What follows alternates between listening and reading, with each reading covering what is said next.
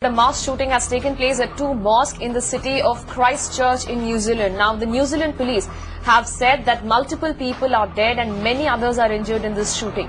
The entire area around the mosque has been cordoned off while most of the neighborhood is under lockdown. One gunman has been taken into custody, but police believe that there may be other gunmen involved as well.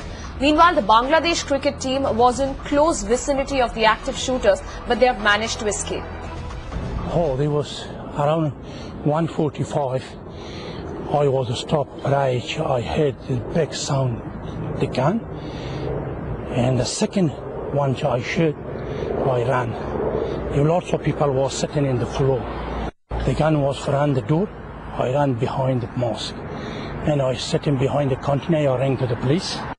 Attackers were apprehended by local police staff. There's been some absolute acts of bravery. I'm hugely proud of our police staff, the way they responded to this.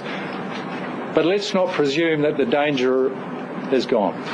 So we want to make sure that we're right across that community. We're as visible and equipped as we need to be to make that happen. There were reports of a car bomb. Can you tell us more about that? I can tell you that there were a number of IEDs attached to vehicles that we also stopped. They've been made safe by the Defence Force, but that does go to the seriousness of this situation. Whilst I cannot give any confirmation at this stage around fatalities and casualties, what I can say is that it is clear that this is one of New Zealand's darkest days. Clearly, what has happened here is an extraordinary and unprecedented act of violence. And we believe from reports of multiple agencies as well as footage that was uploaded by the shooter. So the shooter had a helmet cam that was strapped to his head all the while he was in fact gunning down these people in the mosque during Friday prayers. Those images we will not broadcast to you because they're absolutely horrific in nature.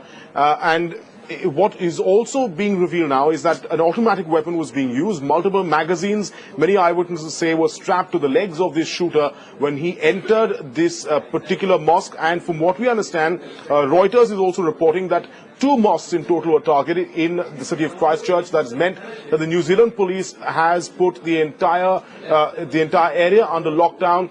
They have in fact asked mosques all across the country, all across New Zealand, to be vigilant, and in fact asked people not to go there as of now, as they get a handle on the situation. But from listening to the Commissioner's soundbite, one thing is very, very clear, that this could have been a lot worse. It's already an absolute tragedy, horrific tragedy in the city of Christchurch, but they're talking about IEDs that were strapped to various cars, etc. So all of that still being investigated by the New Zealand police, and the details are still emerging. But if you watch the video that was uploaded by the shooter, it is terrible because he enters the mosque, corners these people. Many of them try to escape.